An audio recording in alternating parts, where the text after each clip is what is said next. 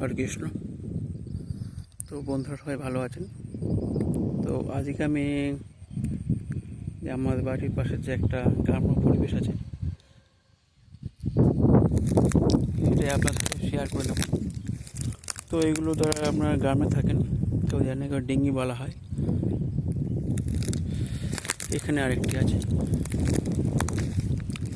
এই যে বাঁশের মধ্যে যে ওটা আছে, এর জল বেশি থাকে না, তো এই লাঠি দিয়ে এগিয়ে যাওয়া হয়।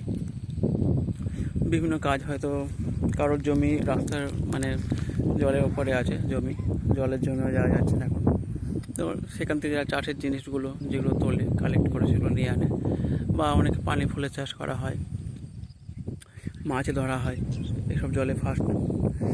ফার্স্ট জাল দিয়ে বা বিভিন্ন রকম বাঁশের যেসব ফাঁদগুলো আছে সেগুলো পাতা হয়, তারপর সেগুলো মাছ ধরা হয়। তো সেগুলো ডিঙ্গিতে করেই করা হয় জলের মধ্যে গিয়ে। তো এটা হচ্ছে কৃষ্ণনগর একটি মাঠ, যেটা বিন্দুপাড়া বা বিন্দুপাড়ার কাছাকাছি অবস্থিত। তো এটা একটা জলীয় পরিবেশ, মোটামুটি জলে খুব সুন্দর সুন্দর ফুল হয়ে আছে, যদি আপনারা খেয়াল করেন। দূরে শালুক হয়ে আছে অনেক। তো আমরা এদিক দিয়ে যাব এবং আমরা দেখব পরিবেশগুলো।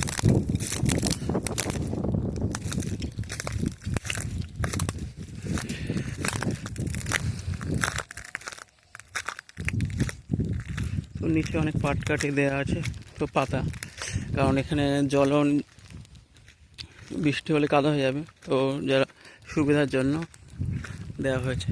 আপনারা যদি দেখতে পারেন, মানে আমি যদি যেতে তারা থাকে বা যেমন উড়ে যাবে দেখতে পাবেন। তো এখানে ধান ঝেড়ে রোদে দেওয়া হয়েছে এবং সেই ধান খাওয়ার জন্য প্রচুর ফিঙে পাখি এসেছে। তো আপনারা কাছে গেলে সেগুলো পরখ করতে পারবেন, বা হয়তো অনেকে করতে পারছেন। যেহেতু আমার মুখে লাইটটা পড়ছে তাই আমি এবার নিশ্চয়ই আমরা দেখতে পেয়েছি, উড়ে গেল। কিন্তু আমার ক্যামেরাটা যেহেতু আমি হাঁটছি, হাঁপিয়ে গিয়েছি। এছাড়া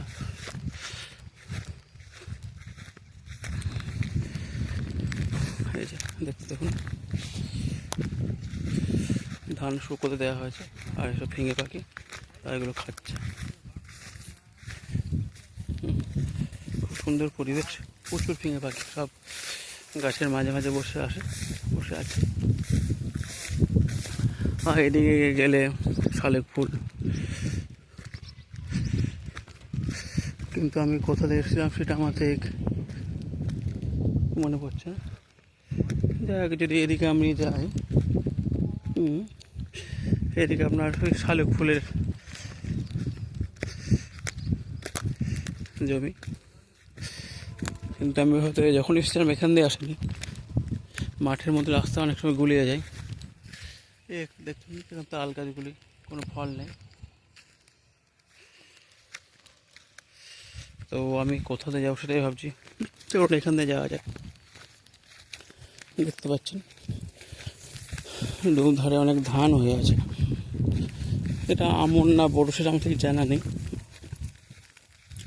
কারণ আমি চাষের সাথে সেভাবে যুক্ত নই। কিন্তু পরিবেশ আমাকে ভালো লাগে, মানে ঘুরতে, গ্রাম্য পরিবেশ। তো আর কিছুদিন পরে এই ধানগুলো কাটা হবে। আর অনেক সময় ছোটোবেলায় দেখতাম ধানে যখন জমি জল থাকতো, হয়তো একটা নির্দিষ্ট সময় অবধি জল জমিয়ে রাখা হয় চাষিরা, ধানের উর্বরতা বাড়ে বা ধানের ফলন বাড়ে। এই মাটিটা চাষ দেওয়া হয়েছে, কিছুদিন পরে বীজ রোপণ করা হবে। তো আমরা যদি সামনের দিকে যাই, যেখানে বলেছিলাম প্রচুর পাখি আছে সেখানে যাব, কিন্তু বাট আমি রাস্তাটা মানে আমি কোথাতে আসলাম সেটা আমি ভুলে গেছি। এক মাঠের মধ্যে ঠিক চলে যাব, কোনো চাপ নেই। এখানে সামনে অনেক ফিঙে পাখি আছে। ওখানে একজন বৃদ্ধ চাষি চাষবাস করছে, তার এক নাতি এসেছে। তারা এগুলো অভ্যস্ত হয়ে গেছে, কারণ এখন অনেকেই ভিডিও করে।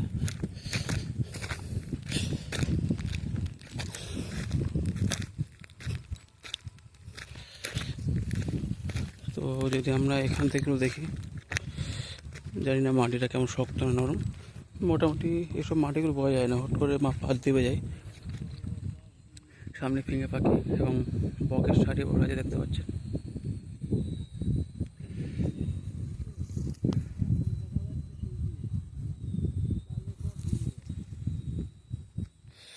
তো এই জায়গাটা পা আমাকে সাবধানে ফেলতে হবে, ওদিক দিয়ে ঘুরে যেতে হবে। বলতে বলতে দেখুন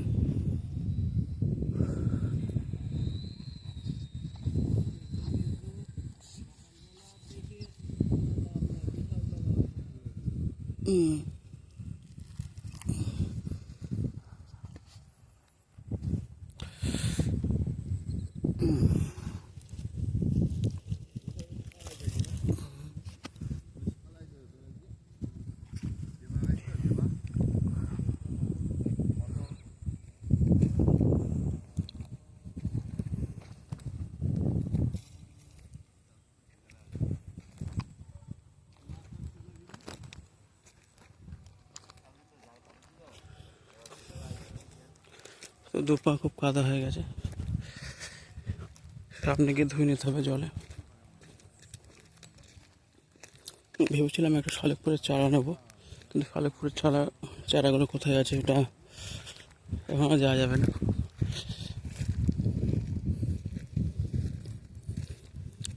এগুলো শুশনি শাক,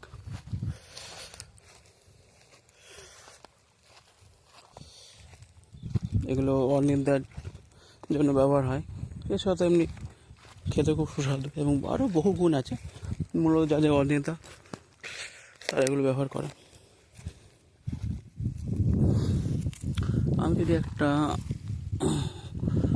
কাদার গুলিটা মারি তাহলে হয়তো আপনার বকগুলোকে ভালো দেখতে হবে, তাড়াতাড়ি উঠে যায়। দেখলেন, যাই হোক পা পুরো কাদা, যেতে একটু অসুবিধা হচ্ছে।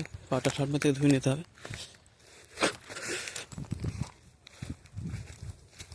কাদা চ্যাটপ্যাট করছে। কিংবা খালি পায়ে হাঁটলেও হয়।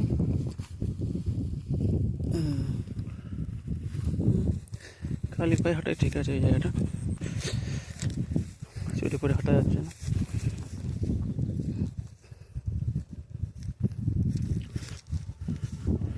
হয়তো আমি ওখান দিয়ে এসেছিলাম। জায়গাটা দেখ, সাইকেলটা আছে, নাহলে আমি যে কোনো রাস্তাতে বাড়ি যাওয়া যাবে, কিন্তু সাইকেল আছে, এই জন্য একটা ব্যাপার। যাই হোক, চাপ নিয়ে লাভ নেই। দেখতে পাচ্ছেন একদম মেঠা রাস্তা, আমরা হেঁটে যাচ্ছি। এই হাঁটা একটা সুখ আছে।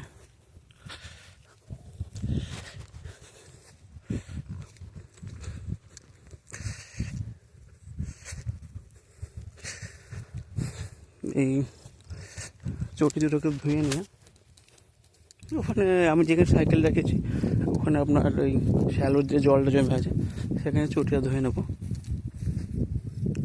তবে ওটা এদিকে নয়, মানে আর অনেকটা যেতে হবে, কারণ যেখানে ছিলাম সেখানে ধান ছিল না, বা হয়তো আমি কোনো রাস্তায় চলে এসছি না, যাই না।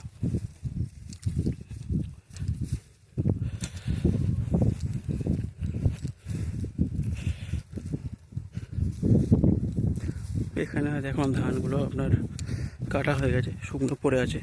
এগুলো অনেকে জ্বালানি হিসেবে ব্যবহার করে, গোড়া শুদ্ধ তুলবে, মানে নিচেও কিছুটা থাকে অংশ। খুব সুন্দর ফুল। ও মাই গড, কৃষ্ণ, পায়ে লাগলো। কারণ এখানে পাশে অনেক গোজ আছে, যেসব ধানগুলো তোলা হয়েছে, ধানের যে গোজ। তো এখন আমাকে যেতে হবে, ওখানে যাই, তারপর দেখা যাচ্ছে। এখান থেকে বোঝা যাচ্ছে না জায়গাটা।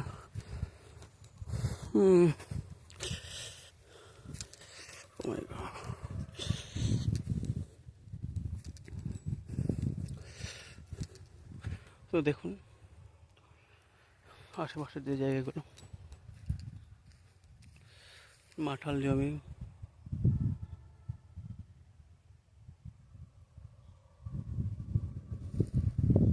আশেপাশে আম, লিচু, কলা, পেয়ারা এরকম বিভিন্ন ফলের চাষ করা হয়েছে। তো চাষের এখন উন্নত হচ্ছে। তারা জমির সাইড দিয়ে বিভিন্ন গাছ লাগায়, মানে এন্ট্রি যেখানে প্রবেশ করবে সেটা বাদ দিয়ে। তো এর থেকে তারা একটা আলাদা বা এক্সট্রা মুনাফা লাভ করে। কারণ এখন শাকসবজির দাম কখন কী থাকে বলা যায় না। তো এই জন্যই মাল্টি প্রাইভেট, অর্থাৎ সব চাষই করে না, বা এখানে আপনার ফলের চাষটা কেউ হয়তো করছে, মানে নিজের চাষাবাদের সাথে সাথে কিছু ফলের গাছ লাগাচ্ছে, লিচু, আম এগুলি। কিন্তু আমি বেশ কিছু ভিডিও দেখি বাংলাদেশে তা মাল্টিপ্লাই চাষ করে, এবং পশ্চিমবঙ্গেও কিছু বা ভারতেও অনেক জায়গায় হচ্ছে মাল্টিপ্লাই চাষ। অর্থাৎ আপনার বিভিন্ন মানে জমির মাঝে মাঝে পেঁপে গাছ লাগানো থাকছে, পেঁপে, কলা এসব জাতীয়। কিন্তু এখানে রাস্তাটা খুবই খারাপ, আমার এদিক দিয়ে হয়ে যেতাম। পেঁপে, কলা এগুলো লাগাচ্ছে, এগুলো লাগায় পেঁপে, কলা।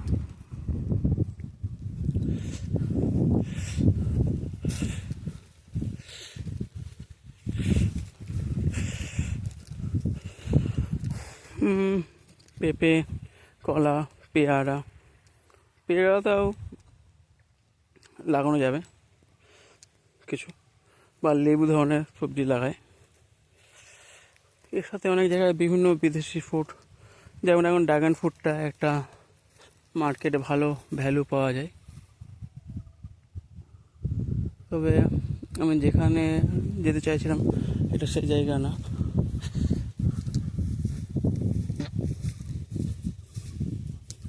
এটা একটা ব্যাপার, এখান থেকে ঘেরা জমিটা।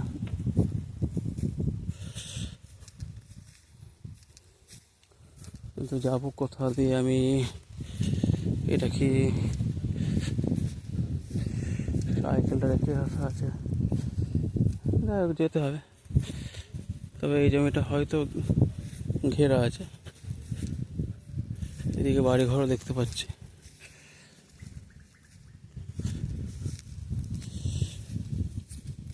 কোনো চাষিকে জিজ্ঞাসা করতে হবে।